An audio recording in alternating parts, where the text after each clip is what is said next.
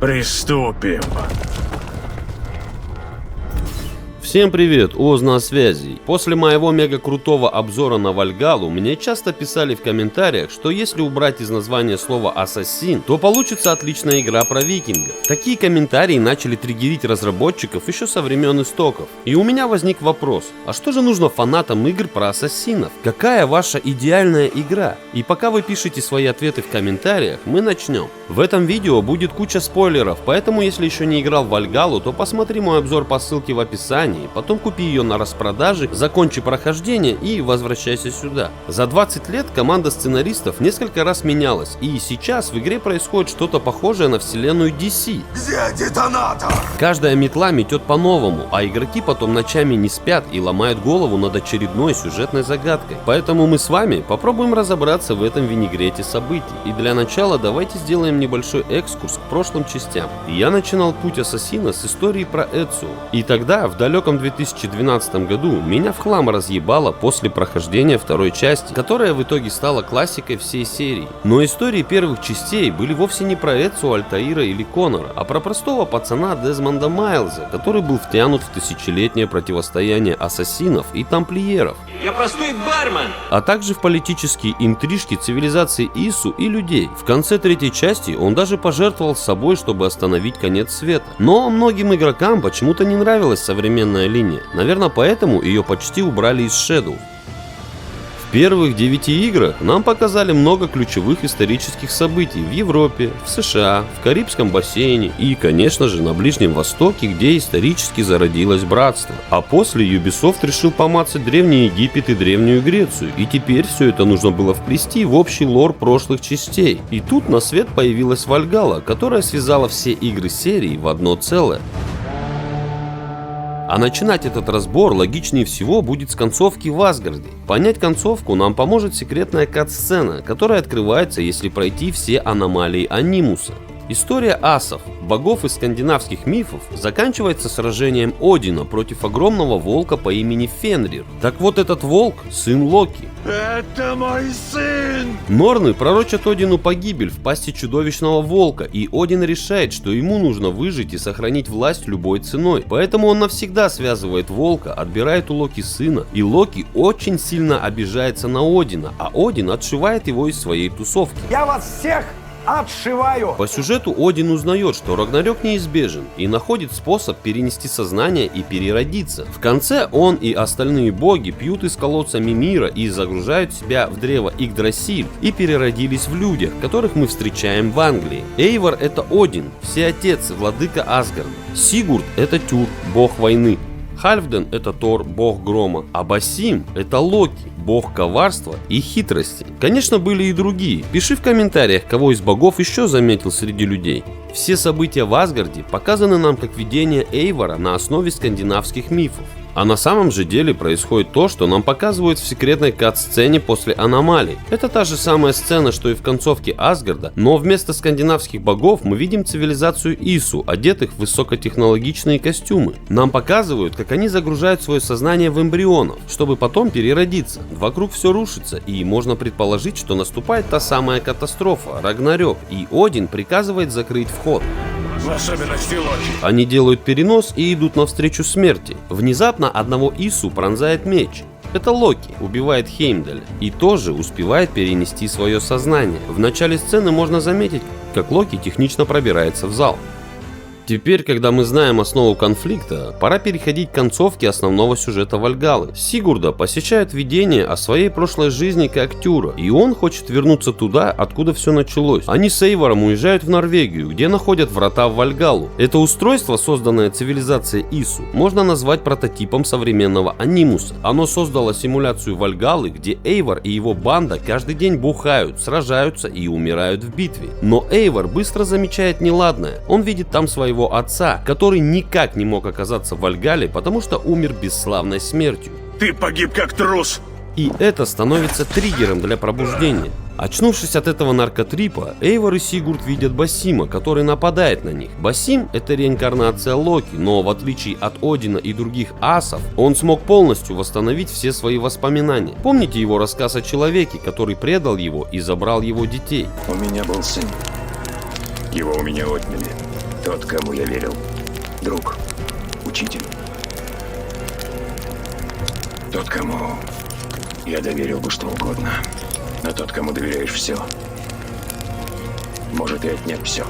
Этот человек Один, и все это произошло в эпоху Ису. Басим подозревает, что Сигурд это Один, и поэтому он берет контракт на убийство в Норвегии и хитростью втирается в доверие Сигурду. Басим утверждает, что им движет кодекс Братства Незримых, и он здесь, чтобы бороться с Орденом Древних. А на самом деле им движет месть, и ему нужно найти то самое дерево.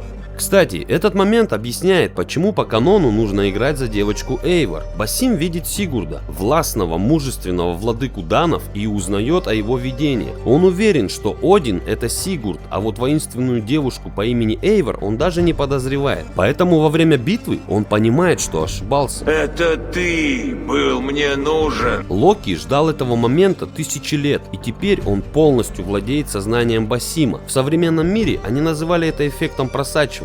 Эйвор же полностью победила Одина у себя в голове и прогнала его. И по сути противостояние Эйвор и Басима это противостояние Одина и Локи, которое началось еще 1000 лет назад. После победы удается запереть Локи в симуляции Вальгаллы, и вроде на этом все. Но нет, коварство и хитрость Локи намного изощреннее, и он со своей возлюбленной придумал дичайшую многоходовочку. Я найду тебя, ярость бури, по ту сторону судьбы. Бека, я выхожу.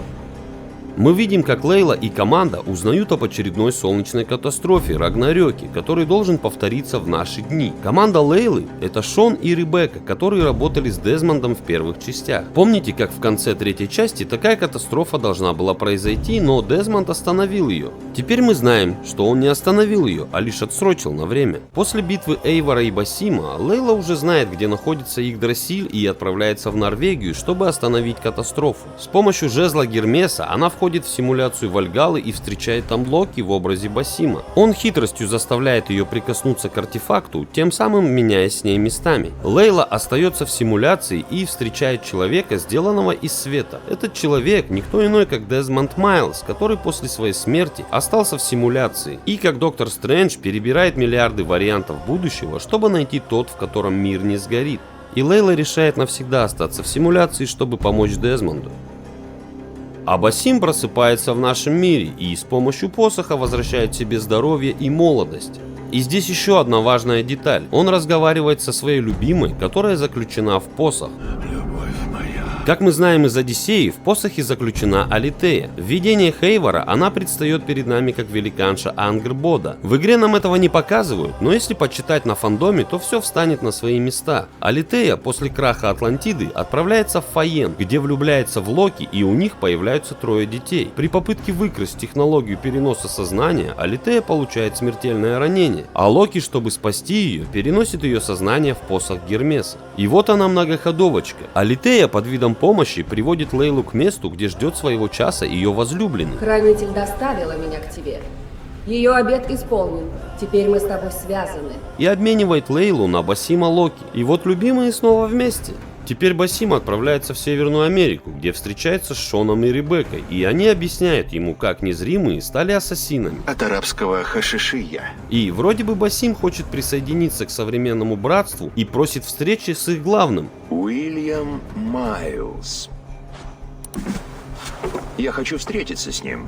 Но при этом он говорит, что его главная цель — найти детей и воссоединить семью. Найду своих детей и вновь соберу свою семью. Еще один ключевой момент. Басим находит могилу Эйвор и разговаривает с Одином. Противостояние окончено. Локи выходит абсолютным победителем, сохранив свое сознание, молодое тело и бессмертие, благодаря посоху Гермеса. А Один исчез навсегда еще в тот момент, когда проиграл битву Эйвор. А теперь и от его физического носителя осталась всего пара костяшек. Далее мы берем под управление Локи Басима, и мы не знаем наверняка, кем он будет, злодеем или героем. Об этом нам расскажут в следующей части этой серии. Кстати, Мираж изначально планировался как очередное DLC к Вальгалле, но позже вырос до полноценной игры. А если ты досмотрел до этого момента, Ты мега капитальный супер красавчик. вот почему Вальгаллу я считаю игрой, которая связала все серии игр в одно целое. После всей той Санта-Барбары, которую я только что рассказал, ты наверняка спросишь, а где же тут ассасины? И здесь мы разберем концовку Ордена Древних. Эта концовка происходит после того, как Эйвор убивает всех членов Ордена. ордена. По ходу игры главный герой получает подсказки от бедного воина Христова, которые в итоге приводят его к королю Альфреду. Король оказывается великим магистром ордена, но он ненавидит их языческие ценности, так как является христианином до мозга костей. Я правил ими и презирал их. Поэтому он чужими руками уничтожает орден изнутри, и теперь на костях ордена древних он хочет построить новый орден, сосредоточенный вокруг Бога, И я смогу создать нечто новое. Всеобщий священный порядок. который в будущем станет тем самым орденом тамплиеров, а потом и корпорацией Абстерго, с которыми мы сражаемся на протяжении уже 2 десятков лет. Этот момент как связывающее звено между событиями Истоков и Одиссей и всеми другими играми, которые были до. И кстати, Бедный воин Христов — это реально историческое название ордена тамплиеров. Стоит отметить, что финальный диалог выглядит как противовес эпичным сражениям. Два жестоких и смертоносных персонажа мило беседуют и проявляют человечность. Эйвор не видит смысла убивать Альфреда, так как видит, что он не представляет угрозы без ордена, и они мирно расходятся. Но все же после этой встречи Эйвор понимает, что если у Альфреда получится создать новый орден, он вернется и вырежет всех викингов. В принципе, в истории Англии так и случилось. И это оставляет ощущение страха. Мы своими руками создали все предпосылки для того, чтобы уничтожить свой же народ, ради свободы которого мы проливали реки крови. Подобно Конору в 3-й части, действия которого в итоге привели к истреблению коренных народов Америки. И это, пожалуй, все. Я понимаю, что без пузыря тут не разобраться, но это лучшее, что я смог сделать для вас. Учитывая, что за 20 лет существования этой серии игр поменялась уже куча сценаристов и сторителлеров, да и работали над играми разные подразделения, Юбикам нужно отдать должное за то, что они пытаются вырулить и собрать в кучу весь этот огромный лор. Пишите в комментариях, может я чего-то упустил или наоборот перевернул ваш мир с ног на голову. А я пойду искать деньги на Мираж, чтобы окончательно собрать пазл в своей голове и потом поделиться с вами результатом. Оз был на связи, всем пока.